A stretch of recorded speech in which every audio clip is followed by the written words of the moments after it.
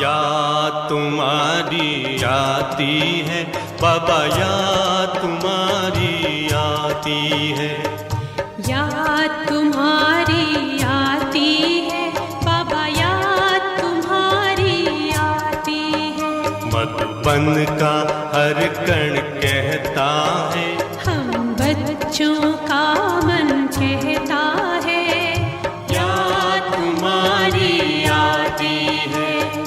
याद तुम्हारी आती है बाबा, याद तुम्हारी आती है।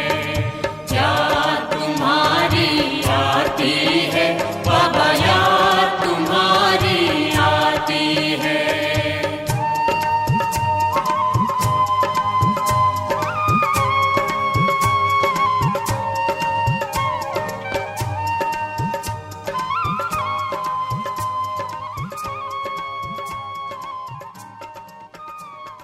हे सृष्टि के आदि पिता ब्रह्मा बाबा प्यारे प्यारे।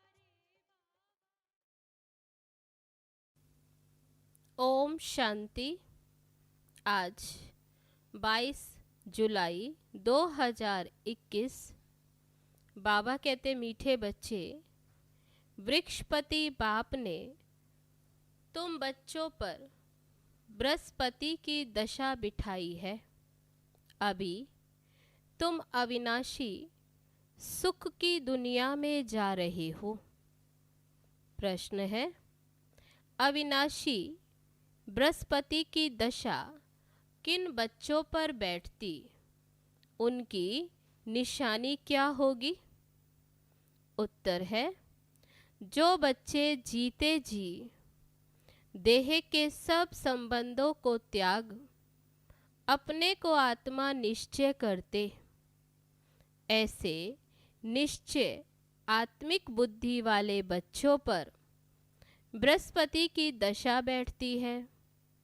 उनके ही सुख का गायन है कि अति इंद्रिय सुख गोप गोपियों से पूछो, उनकी खुशी कभी भी गुम नहीं हो सकती। गीत है ओम नमो शिवाय। ओम शांति। बच्चों ने बाप की महिमा सुनी। आज के दिन को कहा ही जाता है वृक्षपति डे, जिसको मिलाकर कहा है बृहस्पति। इनको ही गुरुवार भी कहा जाता है। ना सिर्फ गुरुवार परंतु सतगुरुवार। बंगाल में बहुत मानते हैं। गाया जाता है मनुष्य सृष्टि का बीज रूप, इसलिए वृक्षपति कहते हैं। बीज ठहरा तो पति भी ठहरा। वृक्ष के बीज को बाप भी कहेंगे। उनसे वृक्ष उत्पन्न होता है। यह है मनुष्य सृष्टि रूपी झाड़। इनका बीज ऊपर में है। तब बाबा कहते उल्टा झाड़ है। तुम जानते हो, हम बच्चों पर अब अविनाशी वृक्षपति की दशा है, क्योंकि अविनाशी स्वराज्य मिल रहा है। सत्युग को कहा ही जाता है अविनाशी सुख धाम। कलयुग को कहा जाता है विनाशी दुख धाम। अभी दुख धाम का विनाश होना है। सुख धाम अविनाशी है। आधा कल्प चलता है जो अविनाशी वृक्षपति स्थापन कर रहे हैं। बच्चों को सर्विस के लिए पॉइंट्स नोट करनी है। प्रदर्शनी में यह पॉइंट मुख्य समझाने की है, क्योंकि मनुष्य तो कुछ भी जानते नहीं। बरोबर यह है ज्ञान। अब बाप यह ज्ञान देते ही हैं नई और पुरानी दुनिया के बीच में। फिर यह प्राय लोप हो जाता है। देवताओं को ये ज्ञान नहीं होता। अगर यह चक्र का ज्ञान हो तो फिर राजाई में मजा ही ना आए। अभी भी तुमको ख्याल होता है ना, क्या राज्य लेकर फिर हमारी ये हालत होगी। परंतु ये तो ड्रामा बना हुआ है। चक्र को फिरना ही है। वर्ल्ड की हिस्ट्री ज्योग्राफी रिपीट हो रही है।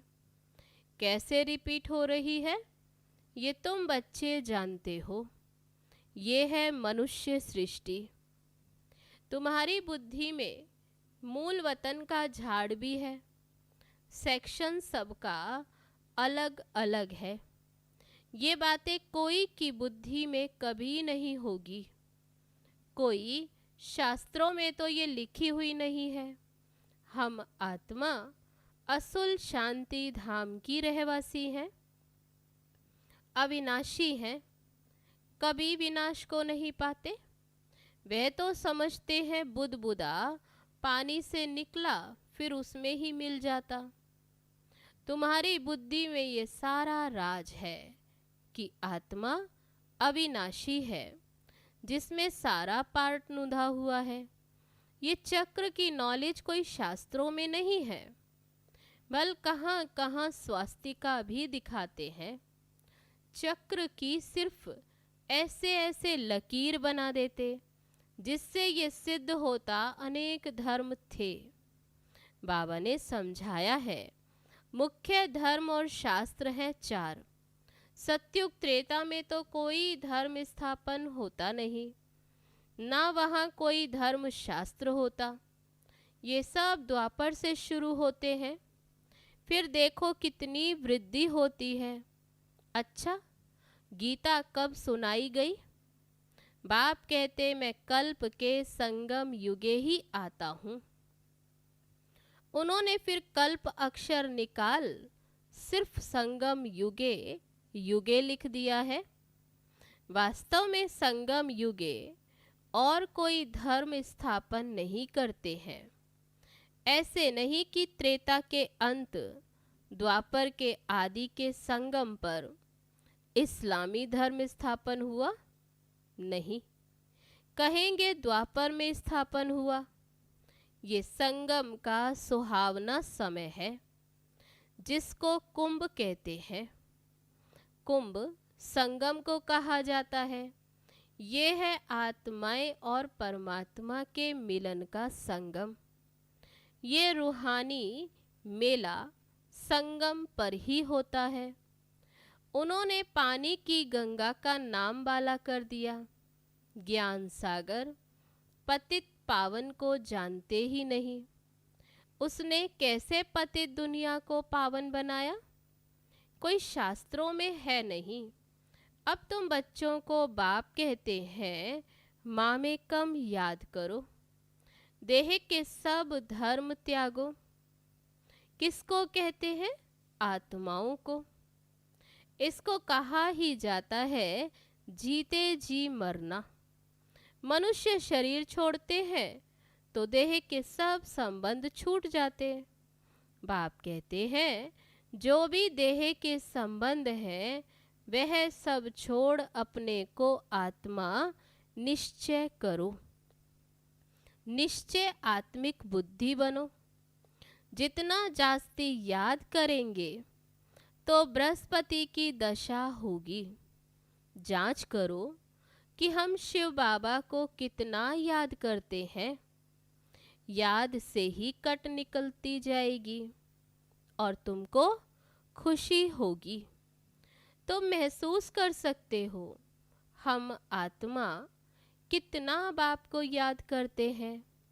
अगर कम याद करेंगे तो कट भी कम निकलेगी, खुशी भी कम रहेगी, पद भी कम पाएंगे। आत्मा ही सतो रजो तमो बनती है।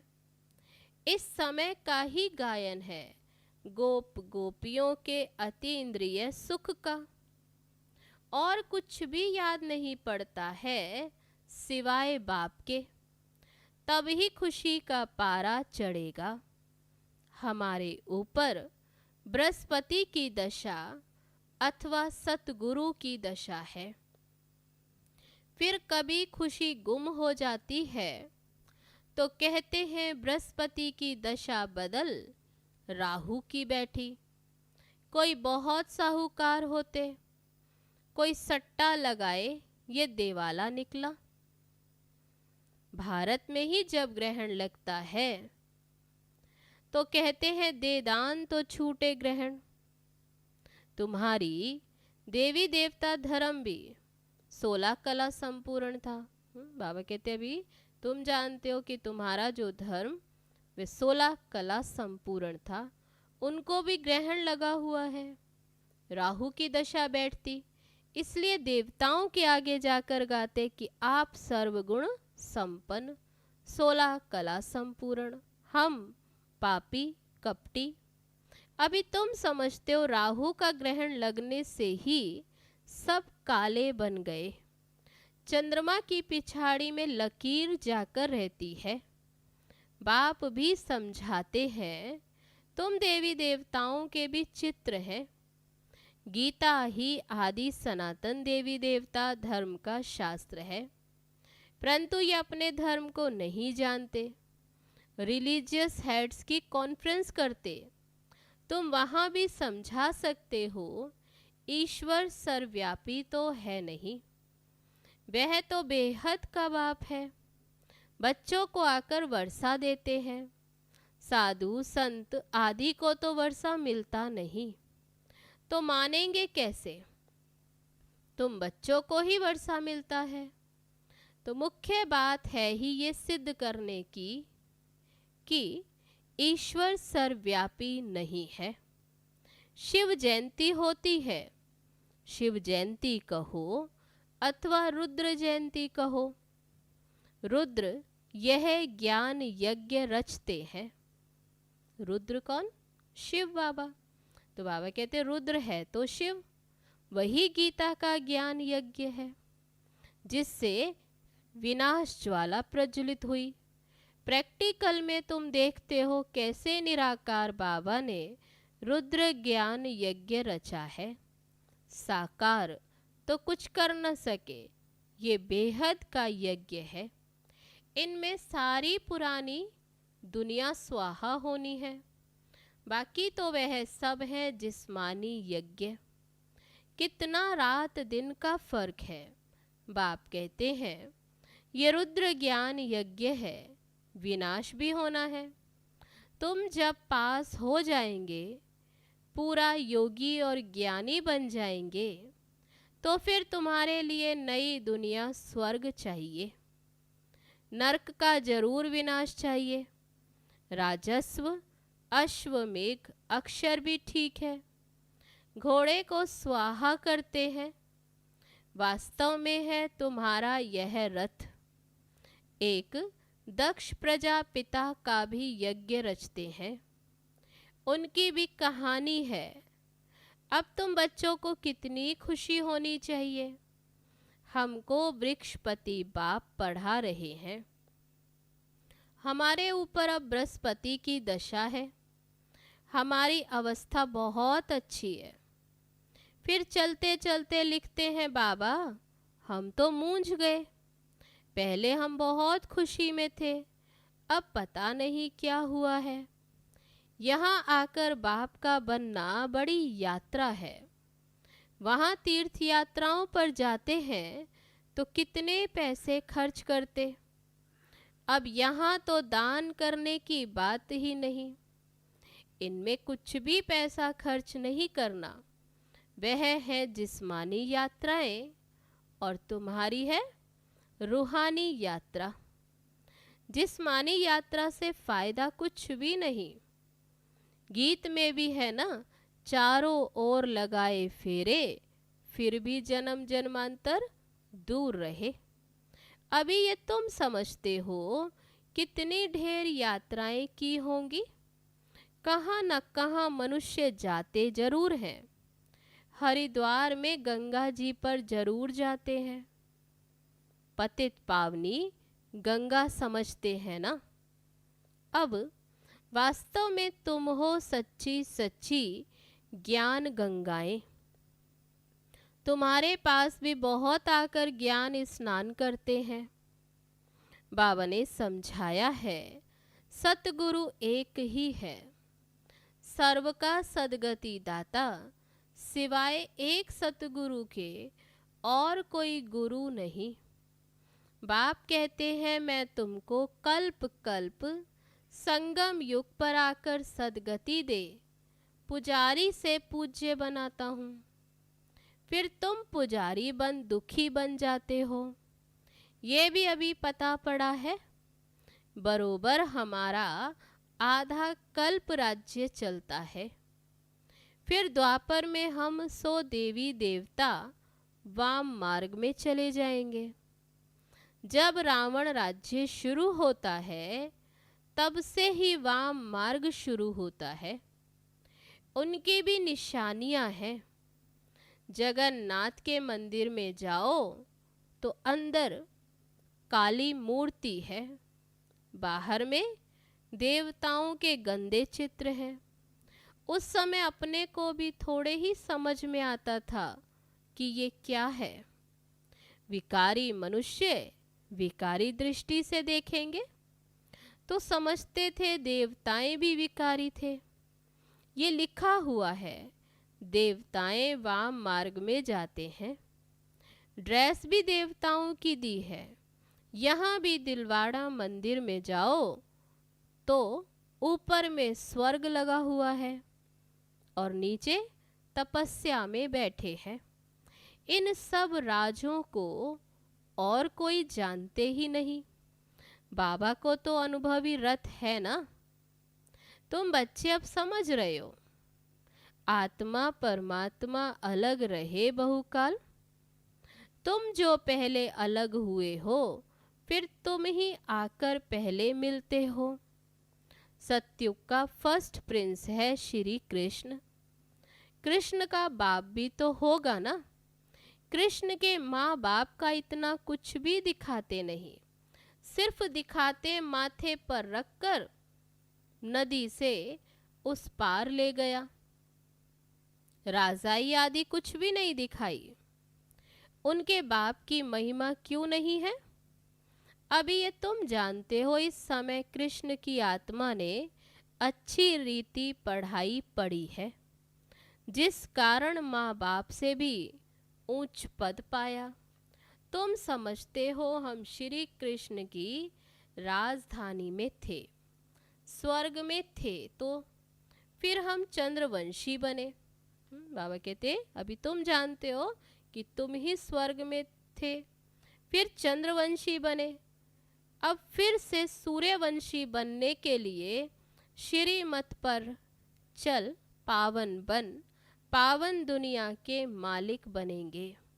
हर एक अपनी अवस्था को देख सकते हो। अगर हम इस समय शरीर छोड़ दें तो किस गति को पाएंगे?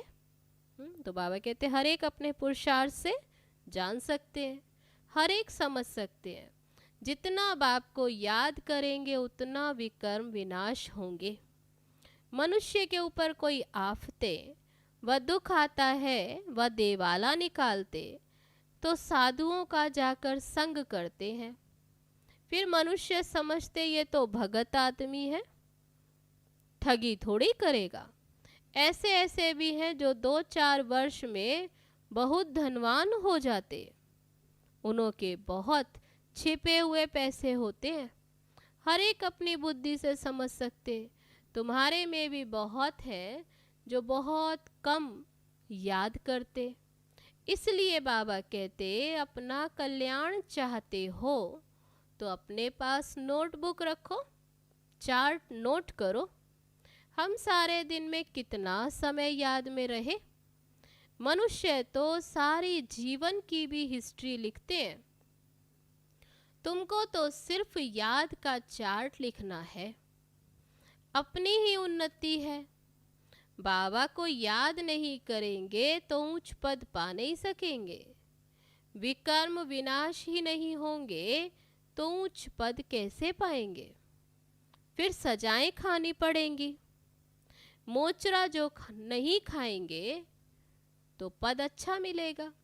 बाबा कहते सजा खाकर पद मिला तो वह तो बहुत थोड़ा, इसलिए सजा ना खाकर पद मिले वे अच्छा। तो बाबा कहते मोचरा खाकर फिर कुछ थोड़ा बहुत पद पाना वह किस काम का? धर्मराज का मोचरा ना खाएं बेइज्जती ना हो ये पुरुषार्थ करना है। तुम देखते हो शिव बाबा बैठा रहता है, फिर धर्मराज भी है, तुमको सब साक्षात्कार कराते, तुमने यह किया था, याद है? अब खाओ सजा।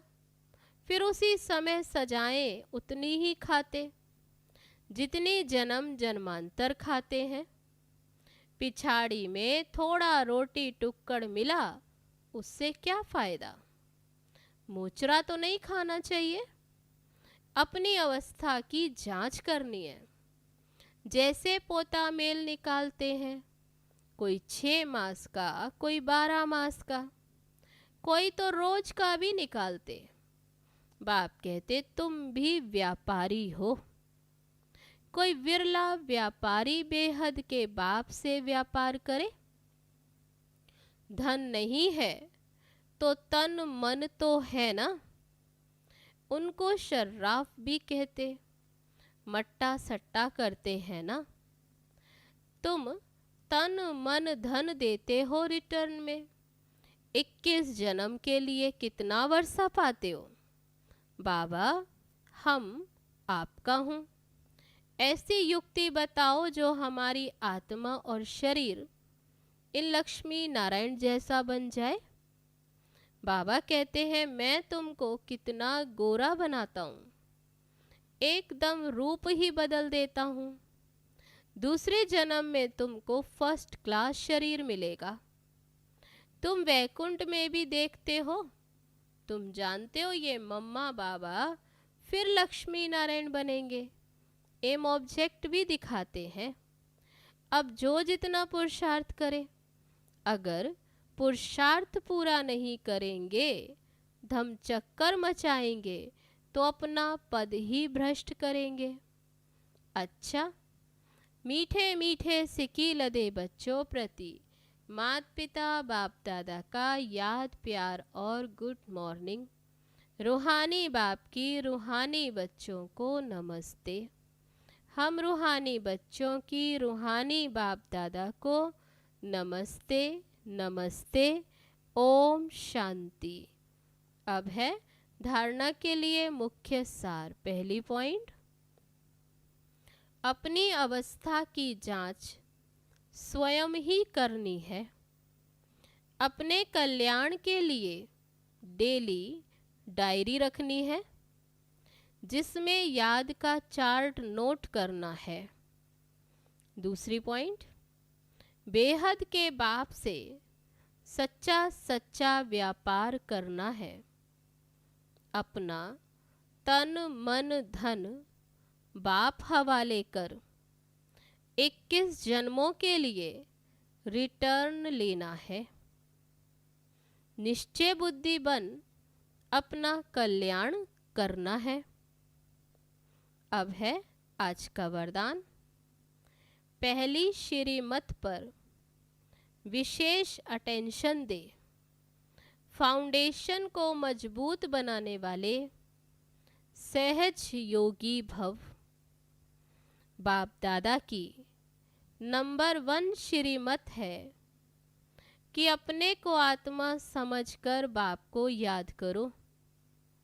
यदि आत्मा के बजाय अपने को साधारण शरीरधारी समझते हो तो याद टिक नहीं सकती। वैसे भी कोई 2 चीजों को जब जोड़ा जाता है तो पहले समान बनाते हैं। ऐसे ही आत्मा समझकर याद करो तो याद सहज हो जाएगी। ये श्रीमत ही मुख्य फाउंडेशन है। इस बात पर बार बार अटेंशन दो तो सहज योगी बन जाएंगे। अब है आज का स्लोगन।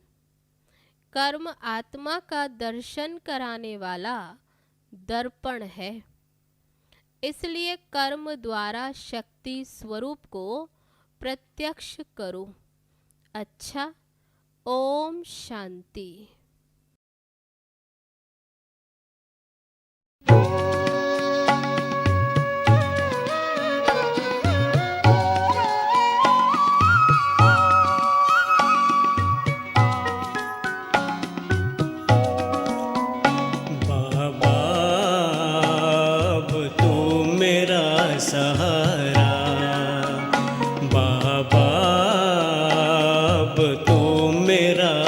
सहारा।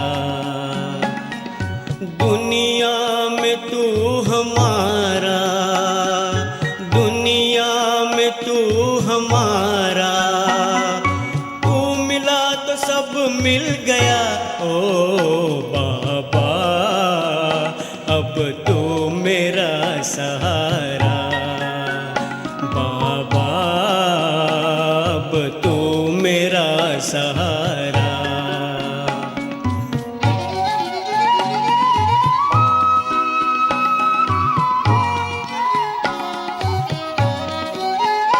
अब तेरी ही यादों में रहूं, एक तेरे सिवा कुछ ना चाहूं। अब तेरी ही यादों में रहूं, एक तेरे सिवा कुछ ना चाहूं। जब तेरा सहारा पा लिया, जब तेरा